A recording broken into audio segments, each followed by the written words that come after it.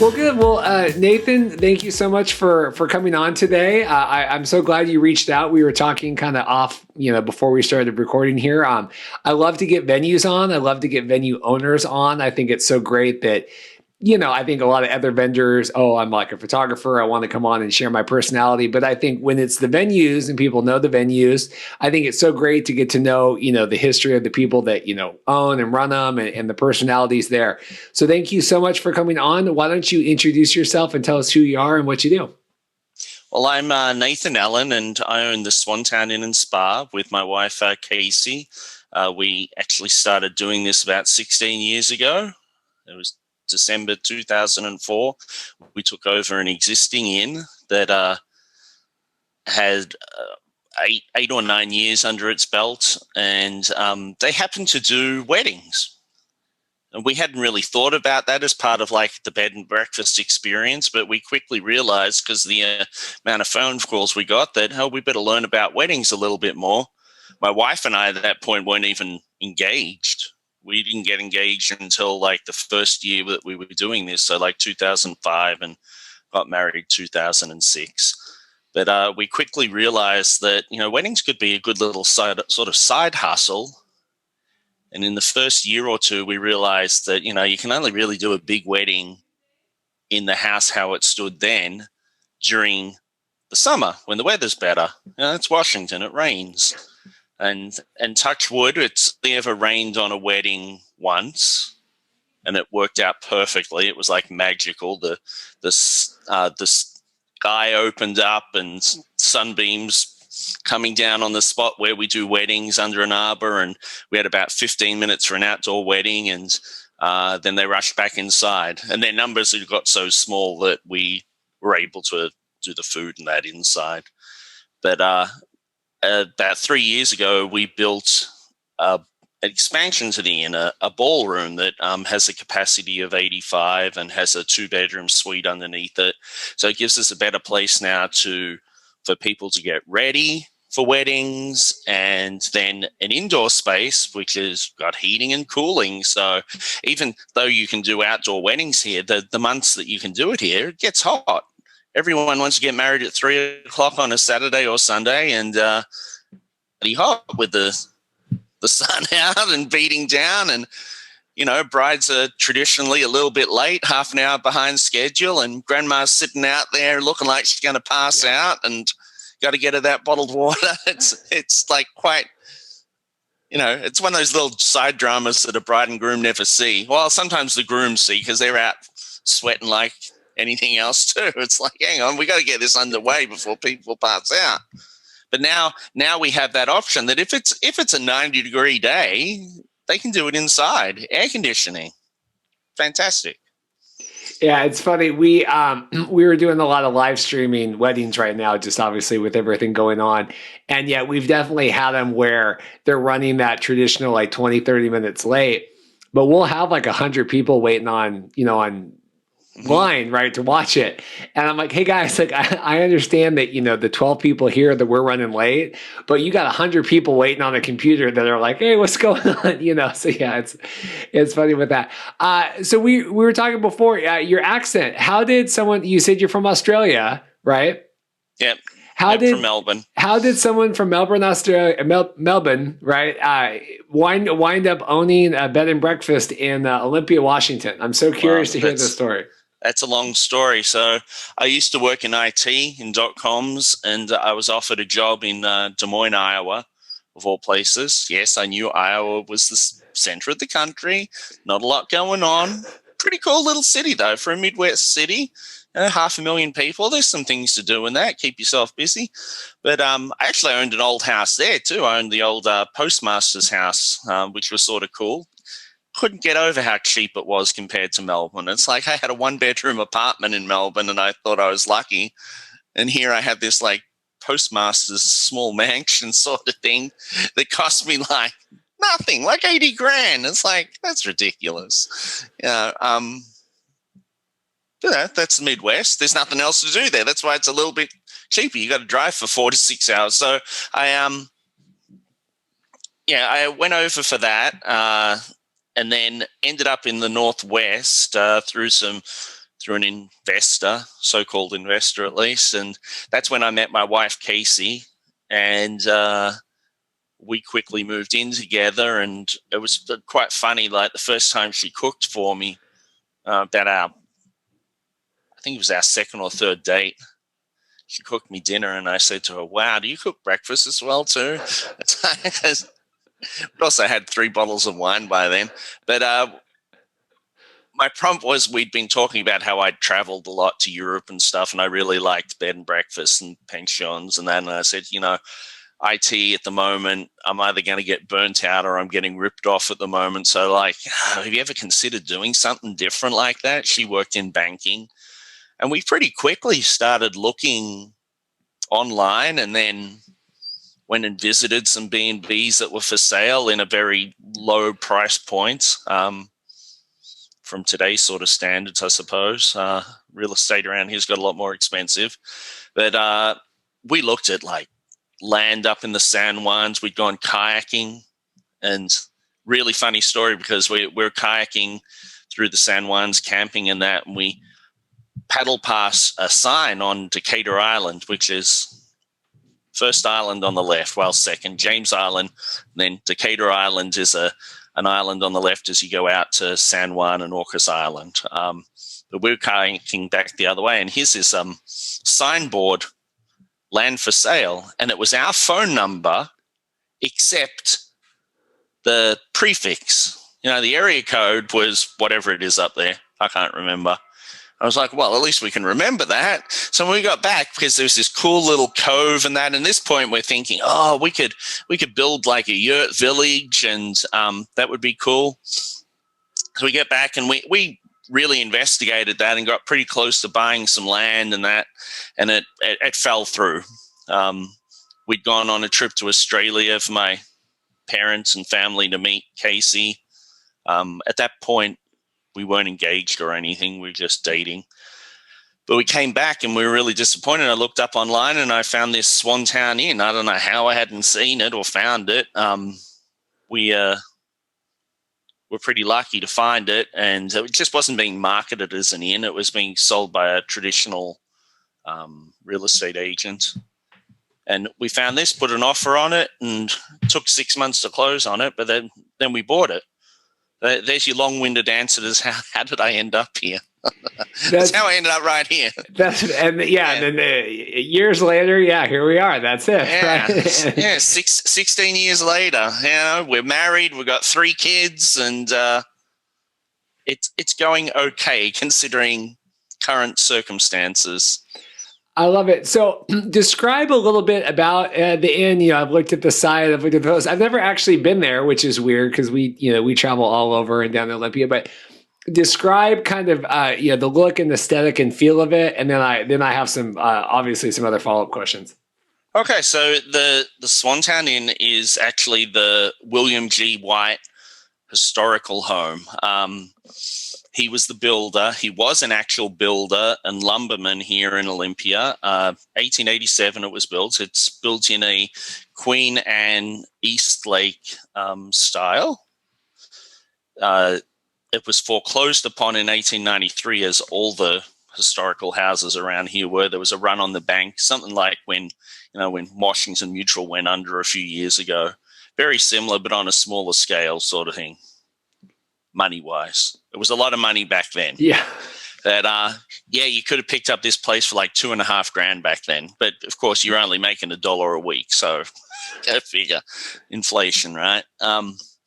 So it's now a 5-room inn. It started off as a 4-room inn, all with private bathrooms, king-size beds. We do a 3-course breakfast in the morning. But over the last 15, 16 years, we've done a lot of upgrades. Renovated a couple of bathrooms just a little bit, finished floors, changed from painted floors to finished floors. We upgraded all the rooms to having king-size beds. We took breakfast up a notch. Ed and Lillian, bless them and everything, but they'd had enough. They'd been doing this for 8 or 9 years, and they'd had a smaller B&B back in Colorado. That was the previous owners that you took over from. Okay. Yeah.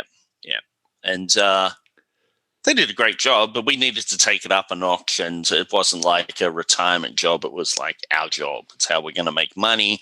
Neither of us wanted to work outside the home anymore. And we knew once we had kids and stuff, we'd want to both be around.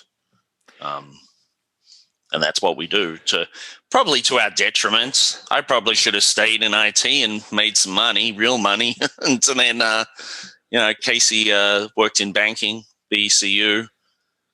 She has colleagues that she was working with then, 15 years ago that are now like VPs and stuff. It's like, hang on, you're pretty cluey. You could have been running the joint by now. It's one of those things like I don't think you do this to get rich. Our goal had always been to expand the inn or actually flip the inn and then get a bigger inn that had a restaurant, a few more rooms and that, because the bigger ones you can have staff. But, thanks to the recession in 2008, we really weren't going to be able to sell it then. And then we decided we really loved Olympia. Olympia is a great city, and we decided we'd pursue expanding the inn instead, and that's what we've done. I love it. So you said that you traveled a lot to Europe, obviously from Australia. So was the idea that you, like you said, you love the idea of like a bed and breakfast and that whole, feel and look. And so you wanted to kind of help bring that to Olympia and kind of elevate that. Is that accurate? It wasn't. The fact that it was Olympia was just by chance. This is where the building was. But it was already a going concern. But yeah, to trying to do hospitality, it was something I liked and enjoyed, and my wife liked the idea. She's always loved cooking. That it was something we could do, be more in control of our own destiny. Like, being self-employed, it sounds fantastic until you actually are, and you don't have that steady paycheck and that. But, we have good months, we have bad months. It's like this business really has a lot of untapped potential. One of the reasons I'm talking to you is because lots of people haven't heard of us. For a smaller boutique venue, I think we do a really good job, but we have some great reviews and that online, and it's a great way of adding to the happy, calmer feeling of the house too, knowing that there's been like literally hundreds of weddings over the last 25 years here. And people typically have good memories of a place then. So if people were to get married there, then do they have the option, like the bride and groom or the wedding couple, I would say, I hate saying bride and groom, but the wedding couple, they're able to spend the night and get ready there? Is that how that works? Oh, yeah. Yeah, we have all different sorts of packages. So before we expanded and had the ballroom, we have a small parlor and lounge, and you can sort of fit 20 or so people in. But we really worked out quickly that we could be specialists in elopements. So we've done that for a long time, and we still do. And at the moment, it works really well with the pandemic and that, because you can keep the numbers small and do it safely. We've done a few over the time that stuff has been shut down, all within the governor's guidelines and everything. So we really specialized in elopements, and yes, that would include like a night in our big fancy Astoria room that has a jacuzzi tub, and we'd include the cake. Then my wife and I can both act as officiants, or you can bring your own. We always say though, like for as far as officiants go, if you wanted like a Catholic priest or a rabbi, you would probably go to the synagogue or the Catholic Church for your actual ceremony. So although we actually, the local rabbi lives across the road from us, and we have done a full Jewish ceremony here, which was a lot of fun. But it adds some sort of like mystic feeling to the house, hosting weddings and happy events. It's a great thing. But yes, we do offer all different sorts of packages.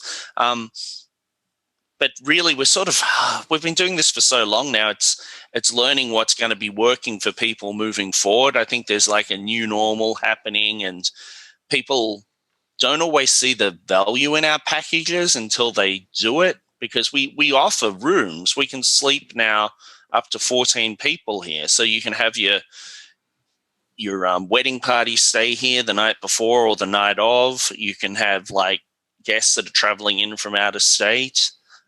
We also try to partner with local hotels. So if there is a big sort of more destination type wedding, that there's overflow capacity, because 14 people isn't a lot. But I think it's good, and that's what I always like to share about venues like yours is I don't think it can be overstated how nice it is to be able to spend the night before your wedding at the venue that you're going to do it, and it could be like a big hotel too, but being able to do it. We had a wedding years ago, and it was like an Airbnb out in like Manson out by Chelan. And it was a similar idea where, the wedding couple could stay, a couple, the bridal party, whatever. I mean, same, 14 people, whatever. And being able to come in as vendors and have them feel just a little bit more comfortable in a space than, we're trying to drag in all the crap day of, we're trying to set up everything. People are, losing stuff. Okay, now we got to get ready to go. We got to pull all this stuff out. Being able to kind of just be there for that time of your wedding, I think is a really understated how nice that is. As someone that, we got married, obviously we do a lot of weddings, to and from and everything else. Being able to inhabit that space for the duration of your wedding, I think is a really understated how just much more relaxing that can be, for a couple. Yeah, stress-free. It allows people to settle in, especially if they do the night before. And like you said, dragging in all their stuff. They're not doing it 2 hours before the wedding time. They're doing it and able to, when those extra people start showing up, they already know how to navigate the property. Just simple things. They know where the restrooms are and that sort of thing. It really is all about not stressing out the bride in particular, but the couple. We always say we do stress-free weddings here. You can stress out and micromanage a wedding to the nth degree. And we've literally had a microbiologist stay with us who did that for a tiny wedding. Like that, she had the time that when they played Here Comes the Bride type music, she had the exact beat where every couple in the wedding party had to take off and start walking down the aisle. It's like, wow, this is pretty full on. We got to do it, yeah. But, but if that makes them happy, that's great. That made her happy. But we also have a lot of weddings that are a lot less formal. Show up as you are if you want. That doesn't happen very often, but people doing themes even, but more casual. We always say that a wedding should be about the couple. Your guests are there to support you, not the other way around.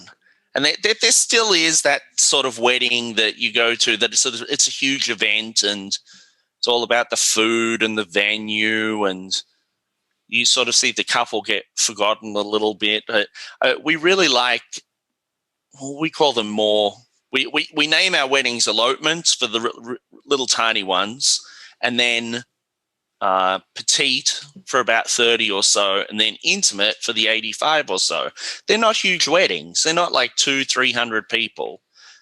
In the past, we've gone up to about 110 outside, but we've changed the way the property works and that, and we enjoy doing those smaller weddings more. Well, it's more relaxed. Well, and honestly, that's probably going to be how the trend goes for at least for a little while here now is, I think we are not going to be seeing these big 300-person weddings for, a couple of seasons just while we kind of figure out what this new everything's going to look like. Yeah, so I definitely think being positioned in that elopement and then and it's not even like a small wedding. Like I think Dorothy and I we had 112 people at our wedding. And that was a big wedding. I mean, 85 people is a lot of people to have at a wedding. Yeah. I mean, I know and I'm guilty of it too. Unless it's like a 200-person wedding, it's a small wedding. It's still a ton of people coming to celebrate. I mean, it's still definitely fun. Yeah. Oh, yes, it's definitely fun. But you'll the way I always put it, when people are looking at the numbers and going, oh, I don't know if I could get it down to that many, I'll always use the example of like, do you really need, Aunt Betty that you've met once in your life that your mum really wants to have there? Like, is mum paying for the wedding? If mum's paying for the wedding, yeah, Aunt Betty gets to come. But if you're paying for the wedding, it's got to be about you. I could see you being a good person to walk through. Like, do you really like that person? Do you really think about that person? I've never gone through a list with anyone, but it would be interesting. I could see you. The people. And, I only say that to people that I feel have a good sense of humor, too. You have to sort of be careful because, Aunt Betty might mean a hell of a lot to them, even though that they've only met her once. Yeah. It is tricky having that smaller number because people have expectations through, like, the media they see, it's in your realm too. It'd be like, oh, they want that perfect wedding video, but they don't realize that it took 12 hours to set up the lighting for that just one shot. So you can't get that Pinterest wedding without spending a lot of money. So smaller weddings, I think, are great for people on a budget, and anyway. That's good.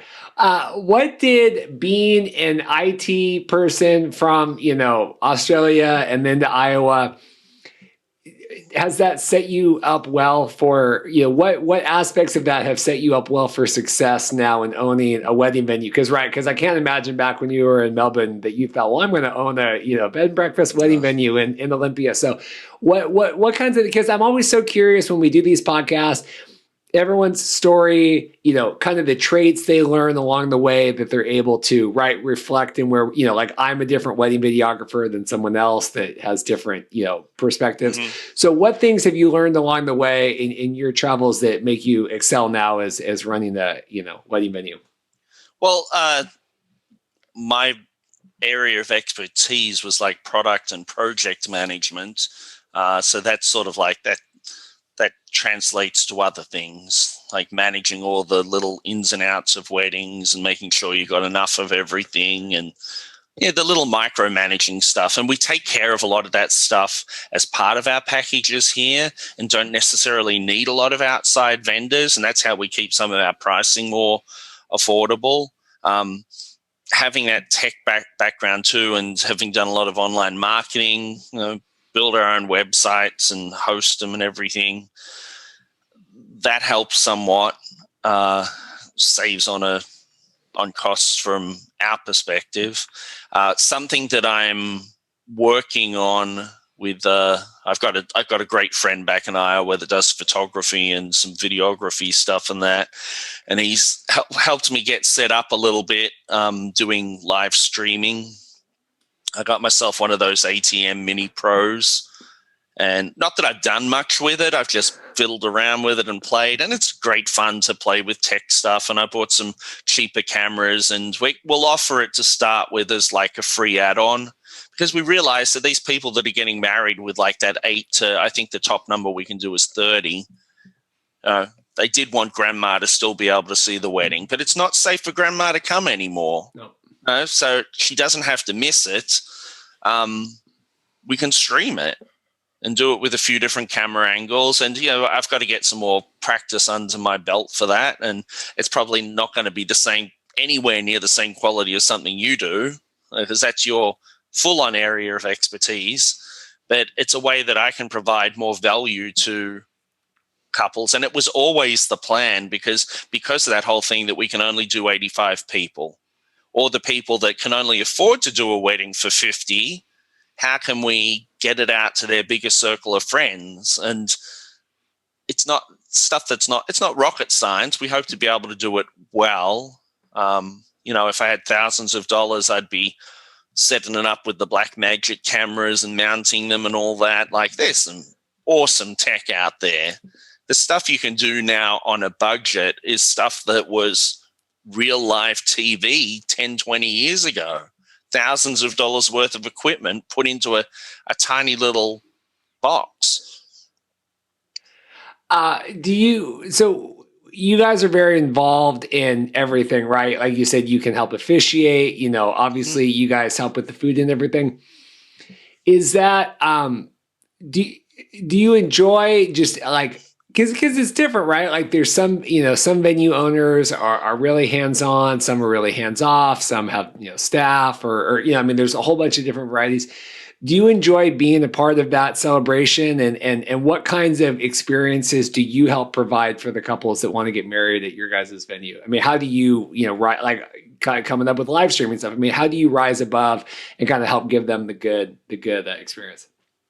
Well, I think down here in Olympia, the county tourism VCB, Visitors and Conventions Bureau, runs a wedding collaborative, which is like a group of wedding vendors and venues that sort of work together and meet normally a few times a year and throw together some ideas. We've done some fam tours for event planners and wedding planners, that sort of thing, just to make them more familiar of what's available down here in Thurston County. Because up where you are, some of the venues are very expensive nowadays. Not if people can afford it, but we also notice to maybe a lesser degree, there's people even from our area that can't afford our area that get pushed down into the Centralia Chehalis area. There's some venues down there that are really affordable.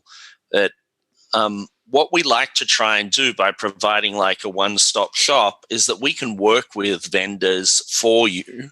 At the moment, we can't do catering ourselves. We're working again with the EDC to actually commercialize our kitchen, so we can do that. We do breakfast for overnight guests. That's what we can legally do, but we're working on commercializing our kitchen so we can do the catering as well. Now, one of the things that may change at the moment because of the pandemic, but in the past, it's been caterers don't really want to come out for less than 50 people. So typically we would work with restaurants that have small function spaces and that they do their wedding here and maybe the cake and that. And then we'd recommend for the very small weddings to head off to a great restaurant, because for bang for buck, why not get table service and that? Being able to be full service and also be able to provide like a commercial kitchen for caterers that we've worked with. We like to work with local vendors. We've had a couple of occasions where people have gone and used someone out of Seattle and that, and it hasn't worked as well, especially for food. But it's having those relationships with, everything from florists to chocolatiers to photographers. That's a tough one. Photographers seem to come and go a little bit around here, or they're extremely expensive, and people are paying more for the photographer than they are for the actual wedding. I don't know, but we probably need to look at our price points and that too, because we would like to be in more of that upper echelon of weddings where it's full service, they're getting a really premium product, but it's like tapping into it too that can be a little tricky. One of our problems is we've now got this ballroom now that we call it the Grand Victorian Ballroom, and it's great. It's a fantastic space. Everyone that tours it loves it, but it's not how people see us. And, we're adjusting our marketing at the moment, breaking out that as a separate website so people can see it and sort of understand. So Google and the likes of Google look at it a little bit differently. We're not just a bed and breakfast that does weddings. We're a venue that also has a bed and breakfast. Goes the other way around. And I think there's a lot of value to that people don't see. The ability, like we were talking before, about being able to stay here the night of, the night after. Even with the smaller elopements, it's turning it into a mini honeymoon. We do have the on-site spa, unfortunately, not running at the moment, but it's a great way that people can relax the next day. Everyone's gone home. They spend an extra couple of days and they get massages and everything. And Olympia is... a more exciting, I don't know if exciting's the right word. There's a lot more to Olympia than people sort of get. Over our 15, 16 years here, we've seen so many people that stay with us, and that maybe nothing to do with weddings, but they'll look and go, oh, it's just a state capital, bunch of boring politicians and, state workers that have it way too good sort of thing. But there's a really vibrant arts vibe here. We have a couple of arts walks and that are fantastic. We have a beautiful waterfront and boating, really close to national parks, state parks. There's just a ton to do here that I don't think a lot of people realize until they stop for a while. What's interesting is, where you guys are kind of always trying to innovate and continue to expand. It's difficult, for every type of vendor, if you're a photographer or florist, but to have a venue and continuing to try to like innovate and add new things, and where can we provide value? I mean, it's just, do you enjoy that constant self-improvement, as someone now, that worked in IT, that had other jobs, but now this is your guys's, for lack of a better word, it's your creation now. I mean, I know you guys bought the Airbnb, but you've owned it long enough. I mean, you've invested so much of your time. Do you enjoy that, just continuing self-improvement that way and figuring out like, how can we innovate and add new value? Yes. Like it really is. It's taken probably, I'd say until we built the expansion, the inn still felt like, from some perspectives, that we'd taken over someone else's. When we first moved in, we got rid of the doilies for the most part and made it a little more modern. I put in things over the last few years like, USB plugins and that by the beds. And we moved in and we put in great Wi-Fi. That was the first thing we did, literally. And, I keep that up to date. Like a couple of months ago, we upgraded our Wi-Fi to Wi-Fi 6. And we want to provide a premium product. And sometimes it's really unexpected, especially when you look at the younger millennials and that haven't stayed in B&Bs. When they do, they're like, wow, this has got everything I expected. You've got some tech stuff up there and that. And no, we don't have TVs in the rooms. The suite has one and our lounge has one, but that's not why people come to B&Bs. They come to like reconnect and get away from the tech. And everyone now carries around a tablet anyway. If they desperately want to watch something, they can use a tablet. But, America's just so fast-paced. It's nice to provide not back to basics, but, just a more relaxed sort of environment for people to chill out in. I guess that's a really good question. So, and obviously people stay in too, but especially the weddings, is it millennials that find it almost like a novelty to stay there? Or is it like, what is the demographic of who is attracted to get married at your guys' place? It's really broad. We get a lot of second weddings, like people getting remarried that are a little older, 30s, 40s. We've even done like people in their 60s. We've done a couple of recommitment type ceremonies. Predominantly, I would say it's 20-somethings through to early 30s we do. But it's really all over the spectrum. But I don't know whether that's our marketing or the appeal of our property is that, if you don't like an old Victorian home, you're probably not going to get married here, right? It's not generic in any sort of way. It's themed without being themed deliberately. Does that make sense? Oh, absolutely. But then you think that they enjoy like the novelty of being able to do that? I mean, like the younger, the 20, 30-year-olds, I mean, what do they say when they tour? Like, what is their reaction? Do you hear like, oh, this, I mean, is it, like I said, is it that novelty that they enjoy it? I think, yeah, the historic viewpoint, like, oh, wow, this house is old. Yep, it's old. It's historic, and there's extra details put into when it was built. Like the Eastlake style was a very short-lived style that lasted 7 or 8 years. That's a subset of Queen Anne Victorian, and it was because in that little short period of time, people had way too much money, so they made their houses look fancier and put all these extra doodads on the outside, which now take 10 times longer to paint and stuff. So that, but people don't build houses like this anymore. They really don't. Unless you're extremely wealthy, you wouldn't go to all the trouble of putting in the extra stuff, extra adornments and that sort of thing. Is the upkeep tremendous for a house of that age? Well, it's taken us, like I was saying, it's taken us probably 12 of the 15 years to started getting it to where we want. Building that expansion was like a 10-year dream. We worked with the Small Business Development Center here, and we had to get a loan and all that sort of thing. And a B&B is just like something, it's a business type that people just don't understand. They really don't. Like, we live on site, so there's some benefits financially that way.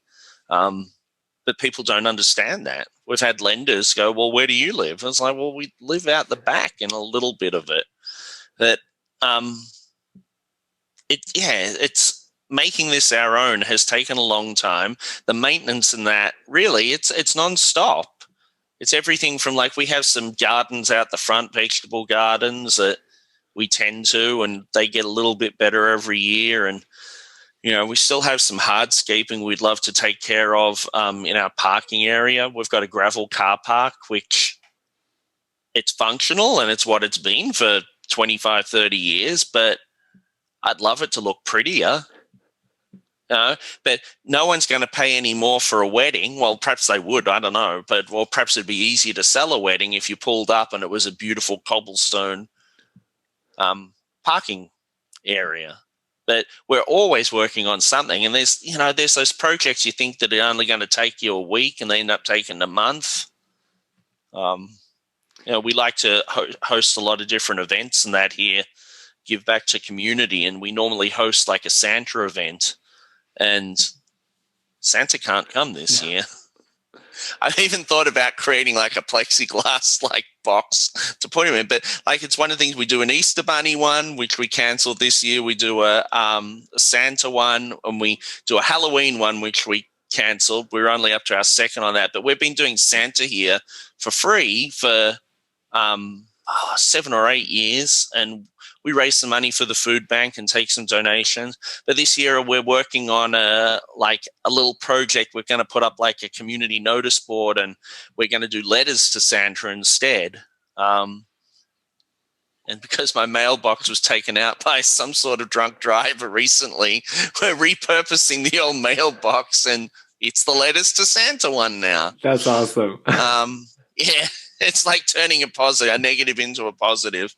But, just trying to do cool things to show that we're part of the community, that as well. I love that. Yeah, especially being down in Olympia where it's removed from Seattle, and really just embracing kind of the community and the culture that is around there. I think is great, Mm-hmm. And especially like as a hotel, more or less, you're having people come and be there and look at all this great stuff you can do and look at all these different things. I mean, you're selling not only your venue, but also the area that you're in as a place to attract people. So yeah, it's a great little neighborhood. I've lived all over the place, other country and other states here, and Olympia's really good from a community viewpoint. And that's something we want our property to be part of the community, not just to the people that come for weddings and that, because who knows, we might see them on their anniversary, we might not, but long after those people have left, we've still got our same neighbors, and we want to provide some value to them, be more than just a neighbor. When you're not running the venue, obviously you're married, you have your kids. Talk about a little bit, because obviously, you guys are part of the venue and everything too, and you live there. Talk about your family and what's going on with all that. Well, I have 3 little kids, 8, 10, and 12. Of course, they're doing virtual schooling at the moment. We dropped out of Olympia School District and are doing WAVA, which is K-12 program, and they're really excelling. It's been a great decision in these weird times. I feel like my life at the moment revolves around doing little projects and eating. I love food. So that's a problem. Need to get back to the gym. We stopped going to the gym when we was starting to build the expansion. Worst decision of our lives. We didn't think we had time for it, and we're actually starting to look pretty good. now, thanks to my wife being a fantastic cook and me liking to eat too much, it put on a few pounds, and well, it's a great thing keeping fit and active. But we like to get out there and hike and stuff. It's something you can still do at the moment, which is great. Go out for walks and do a little bit more extreme things. Not extreme, but longer hikes and that when we can. Having this sort of business ties you to the property a bit. So we work on things like growing more in our garden. We are my oldest and I started beekeeping about 6-7 years ago. So we have bees out the back of the property, which is sort of cool. It's sort of, I suppose we're quite family focused. It's sort of weird at the moment though, because of the whole pandemic thing of like remembering what was life like before. Like well, now you can't go out for meals or anything. Not that we were doing that a ton, but try to support your local restaurants and that. It's still, you can see the bones of Olympia are still there, and it's looking great. Like I was talking about the waterfront, we went for a walk there the other day, and there's a lot of development happening along there. It's a great waterfront. It really is. I think people take it for granted. Some new restaurants going in along the boardwalk. It's really, I suppose, in the last 30 years, I know I haven't been here that long, but I love history. But 30 years, it was a place to park boats, and now it's a place that you can sit and in a restaurant and look at the boats. And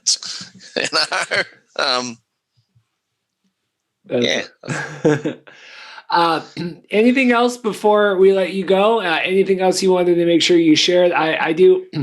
I think it's important to note, looking at your site and everything, just like you said, the flexibility of, packages and sizes and things, and being able to accommodate, smaller weddings up to the, obviously the government mandated weddings now and then, later. But I think it just provides a lot of flexibility kind of for whatever couples are looking for and wanting to partake in that. Any other thing about that you'd want to share before we let you go today? Well, yeah, we do provide packages that are sort of preset, but we can also do a la carte. But the reason why we provide the packages is because a lot of people don't realize what all the costs and that are going to be. When you go a la carte, you're paying for all those different services and vendors separately. I really don't think people put that all into their total budget. I'd say most of our weddings are somewhere between the $5,000 and $10,000 mark, the bigger weddings. But we do elopements that are $800. We even offer like a quickie drop-in elopement that literally is like Vegas style, for $300. It's a nicer place than going to our Thurston County Courthouse. It's, there's nothing pretty about the 1970s building.